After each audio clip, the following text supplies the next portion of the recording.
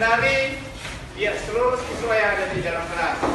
Nantinya akan dilaksanakan dengan baik dan kedepannya tidak lagi ada misalnya siswa terlambat, siswa yang makan. Ini salah satu bentuk ya. Silakan di.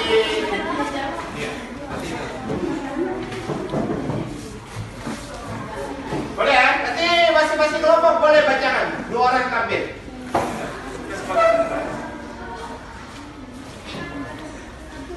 Sudah semua? Ya, kita tunggu. Ya, awal.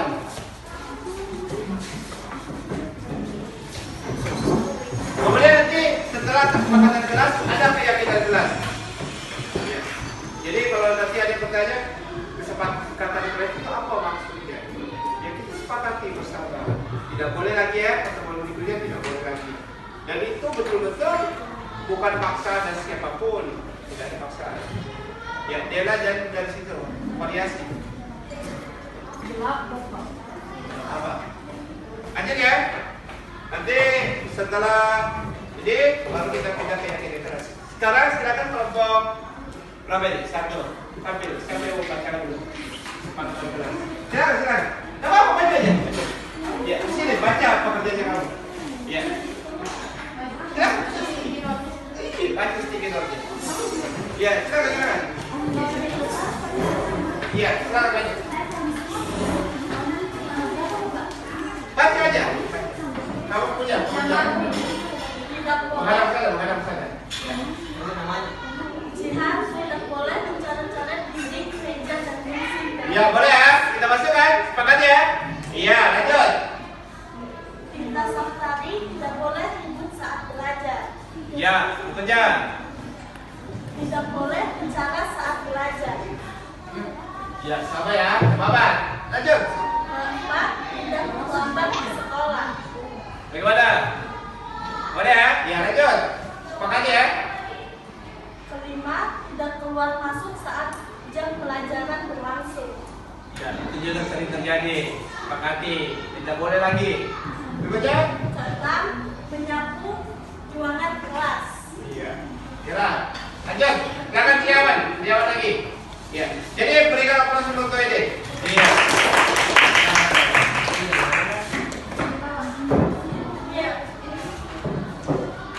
Dilarang ribut atau bicara sendiri ketika guru menerangkan. Ya, itu. Mengerjakan piket kelas. Tidak boleh makan di kelas pada saat jam pelajaran.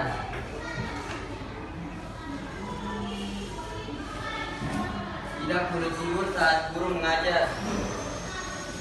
Tidak boleh bolos saat jam pelajaran.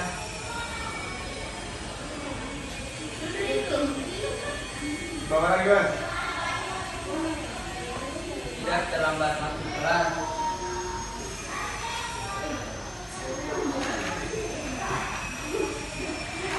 Tidak keluar kelas saat jam pelajaran masuk. Ya, bersama ya. Nanti Jod. Tidak pakai sepatu dalam kelas. Tidak pakai sepatu. Punya jalan tuh.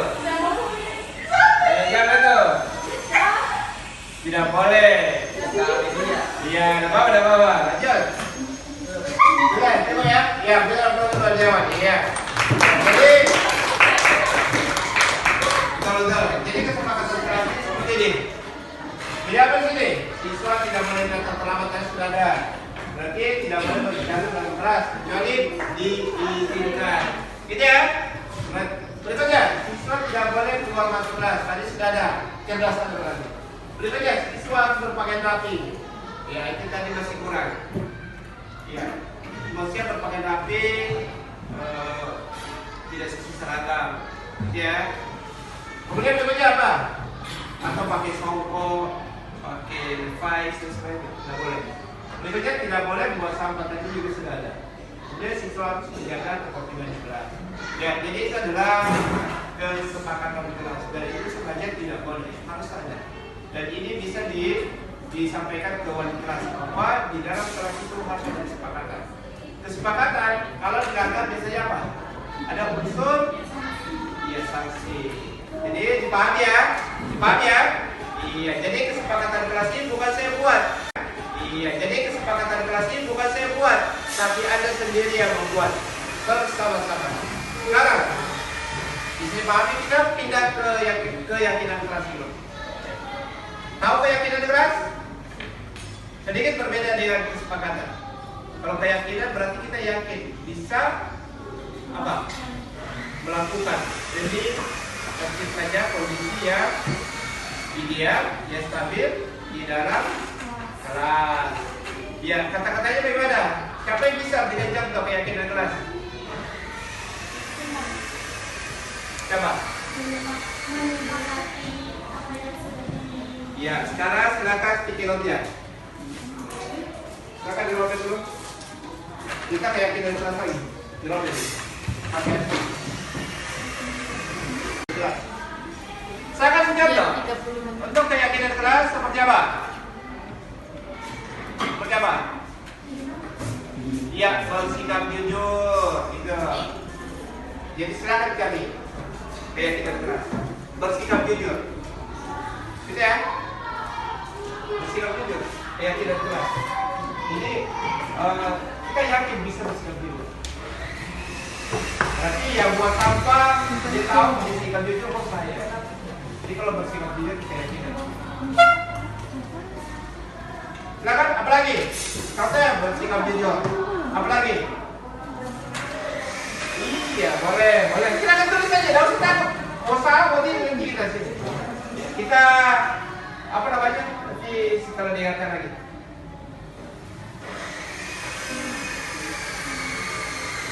Apa lagi di bulan terjadi? Keyakinan kelas, bersikap jujur, tadi ada sopan, apa lagi? Dua. Kalau tadi yang pertama kan kesepakatan, tidak boleh kesepakatan. Ini foto yang di sini.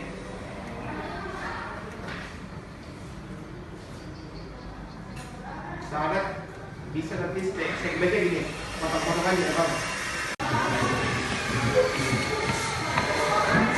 Ya silakan minta, luar biasa Tete. Gak apa-apa, nanti kita baca sama-sama. Nanti dari sini lagi, Didi yang tampil di depan. Oh, dia bisa.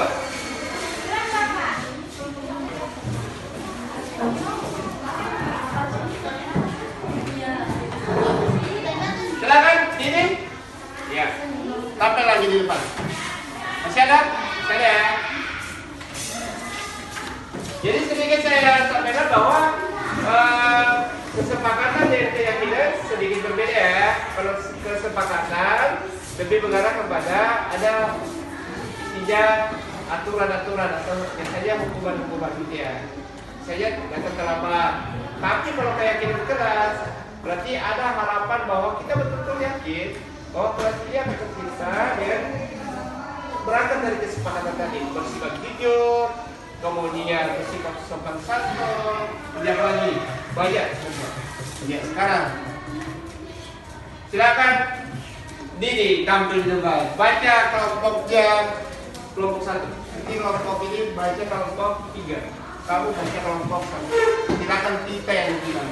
Silakan.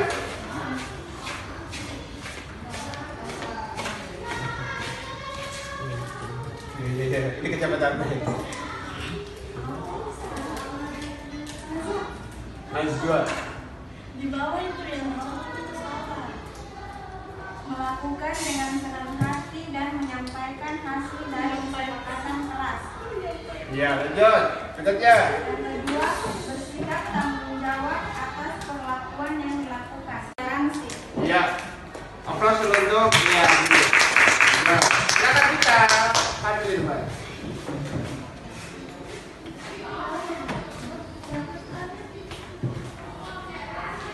Bersikap sopan, disiplin sebagai murid. Membuang sampah pada tempat. Bersikap sopan terhadap guru. Bersikap sopan saat dengan Langsung aja itu bagian ini. Ya, Pak, banyak lagi selesai. menjawab pertanyaan dari guru kalau kita tahu. Bertanggung jawab, membersihkan kelas saat paketnya. Jujur dan sopan. Iya, terima kasih. Ya, luar biasa. Jadi sekali lagi bahwa itulah keyakinan kelas. Kenapa perlu di kurikulum merdeka seperti itu? Ada kesepakatan kelas sama-sama, dari kesepakatan itu muncul keyakinan yang insya Allah itu akan berjalan dengan baik. Ini contoh, tadi sebenarnya sudah terwakili semua, saya munculkan kembali. Ini bersikap jujur, harapannya bersikap jujur. Kemudian apa? Bertanggung jawab mengerjakan tugas piket. Kemudian bersikap tenang saat pelajaran berlangsung. Kemudian apa lagi? Apa lagi? Bisa dibaca ini? Saling tolong menolong. Bersikap sopan dan menghormati guru. Kemudian hidup rukun ya, sebab jadi tidak ada tidak ada kelompok, tidak ada berperang. Nah inilah fungsi dari keyakinan keras itu sendiri. Jadi itu ya bisa dipahami ya, kesepakatan dengan keyakinan keras ya. Bisa, kalau bisa, oke, kita lanjut. Bagi ada 3 kelompok, kemudian ada belakang, masih seperti Indonesia, atau di depan, juga diterima Indonesia, kemudian teori-teori yang menjelaskan di Indonesia juga. Sekarang silakan tampil kelompok berapa? Kelompok 1 dulu ya. Kursinya aja di sini 3. 3 orang aja, nanti yang lain di situ. Silakan kelompok 3. Siapa mau kelompoknya? Ya. Ya apa? Baju putih aja yang tampil semua. Yang benar. Sini aja. Baik. 15 menit. Kamu hitung waktu.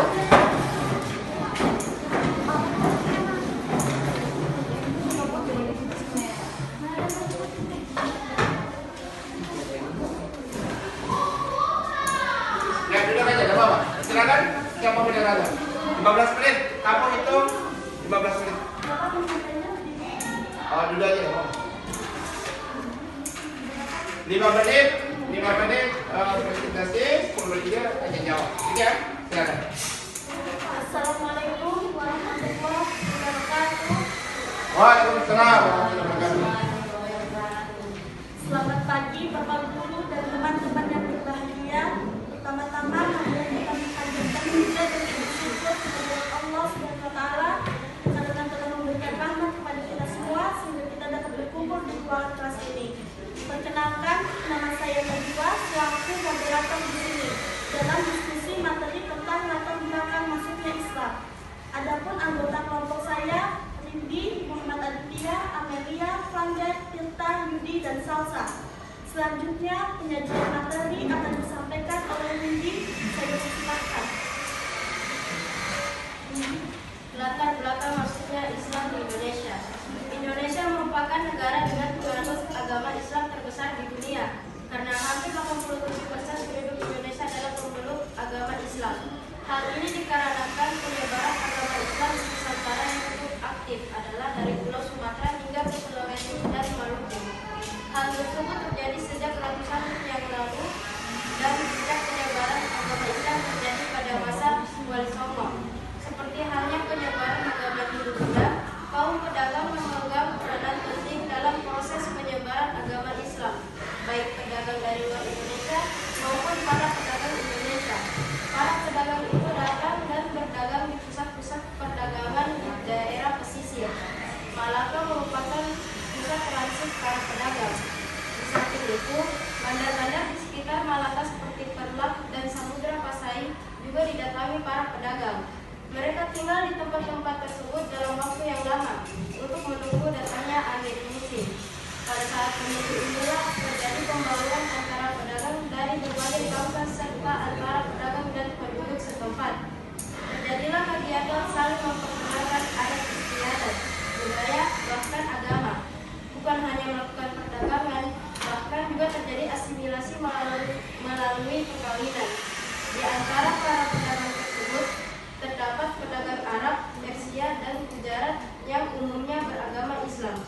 Mereka mengenalkan agama dan budaya Islam kepada para pedagang lain maupun kepada penduduk setempat.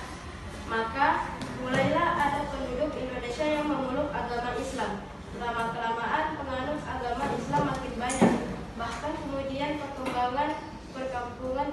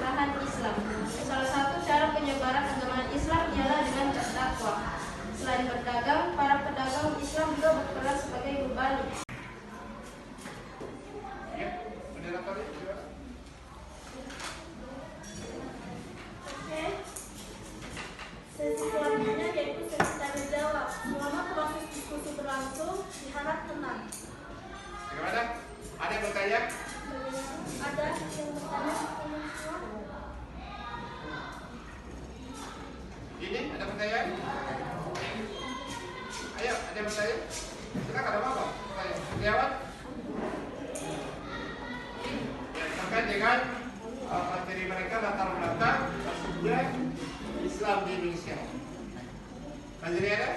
Ada? Ada? Berapa? Iya. Ada pertanyaan dari jawab? Ya, iya, ada pertanyaan? Ya, silakan Tian, sendiri aja, ada apa-apa? Siapa? Jawab, silakan jawab. Langsung baca aja. Ada pertanyaan? Kelompok 1 dan kelompok 2 dan 3. Ya, bagiannya yaitu latar belakang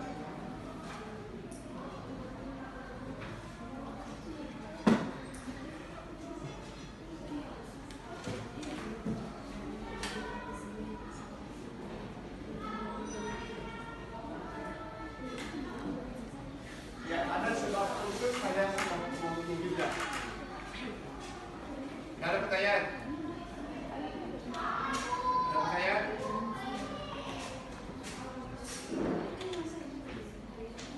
Nggak ada? Oke, kalau nggak ada, ya kita berikan aplaus dulu untuk kelompok berapa? Ya, aplaus dulu untuk kelompok 1. Ya, silakan. Ya, sekarang ditutup, lalu kasih. Demikian presentasi dari kelompok kami, Bunga Mekar di Perbukitan, Sawah Luas di Perdesaan. Terima kasih untuk perhatian. Mohon maaf untuk kesalahan. Wabillahi taufiq wal hidayah. Wassalamualaikum warahmatullahi Iya, ditutup dengan pantun. Ya, jadi gini, sebelum tutup, jadi pertanyaan dari Najwa tadi, apa strategi yang dilakukan para pedagang pada saat menyebarkan agama Islam? Jadi sebenarnya strategi banyak. Salah satunya adalah melalui perdagangan tadi.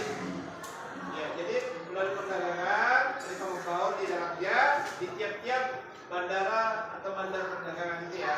Yang pertama, jadi yang kedua, bisa juga melalui jalur apa? Perkawinan gitu. Ya, jadi banyak para pedagang menikah dengan orang-orang yang ada di sekitar atau tempat mereka berdagang, sehingga di situ kemudian jalan juga. Kemudian berikutnya melalui pendidikan. Nah, bagaimana dengan pendidikan? Ya, pendidikan ini mereka kemudian membangun lembaga-lembaga pendidikan yang bersifat sederhana. Misalnya apa? Ya, ada pondok pesantren atau langgar dan semacamnya. Kalau dulu kan belum ada yang namanya yang modern, belum ada. Tetapi lebih mengarah kepada seperti tempat-tempat memang belajar khusus untuk mengaji, kemudian belajar tentang Islam dan sebagainya. Nah, itu adalah bagian dari strategi mereka untuk mengembangkan Islam. Ya, bagus sekali jawaban dari atau pertanyaan dari Najwa. Sekarang, ya, berikan aplaus dulu untuk ya kelompok 1, 2 dan 3. Ya, berikan aplaus dulu.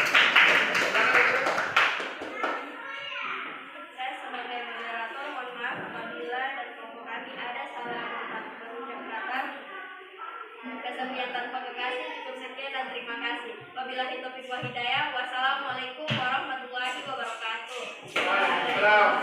Ya, sebentar aja dulu. Ya. Ya, ikhlas betul. Terakhir untuk presentasi. Bagaimana Bapaknya? Silakan. Silakan. Assalamualaikum warahmatullahi wabarakatuh. Waalaikumsalam warahmatullahi wabarakatuh. Pertama-tama marilah kita panjatkan ucapan syukur atas kehadiran Allah Subhanahu wa taala yang masih memberikan kita kesehatan, kekuatan sehingga kita masih bisa berkumpul di tempat ini. Baiklah, untuk mengefisienkan waktu, kami akan membacakan hasil presentasi kami, hasil kerja kelompok kami. Adapun anggota kelompok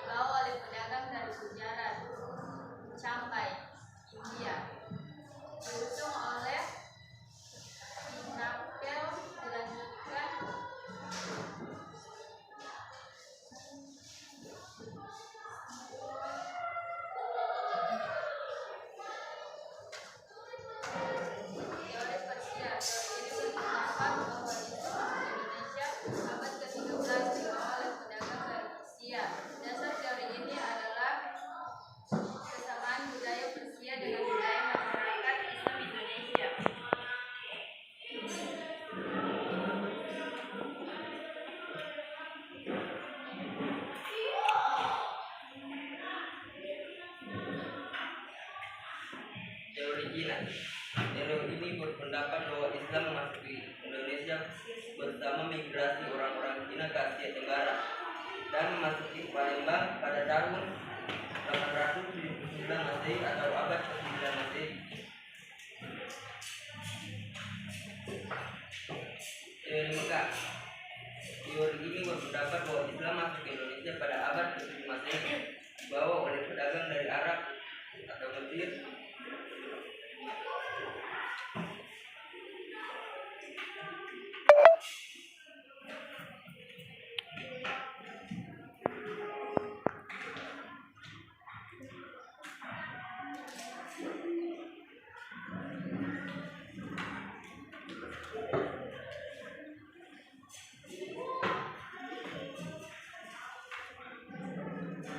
Baiklah, kami akan membuka sesi pertanyaan.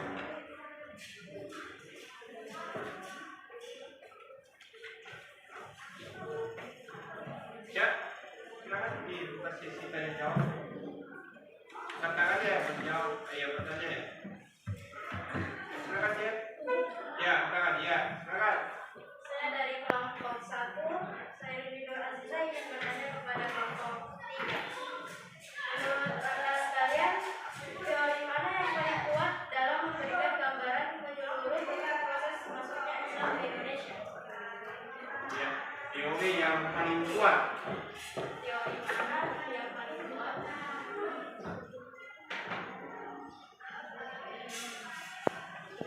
Ya, lanjut. Yang paling kuat dalam memberikan gambaran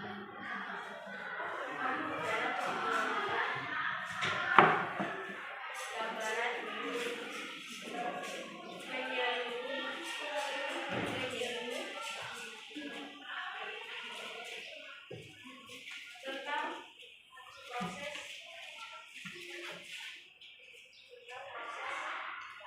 masuknya Islam ke Indonesia.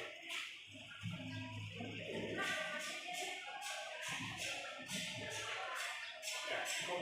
Ya. Terima kasih. Ya, kelompok 2. Silakan. Ada pertanyaan? Kelompok 2.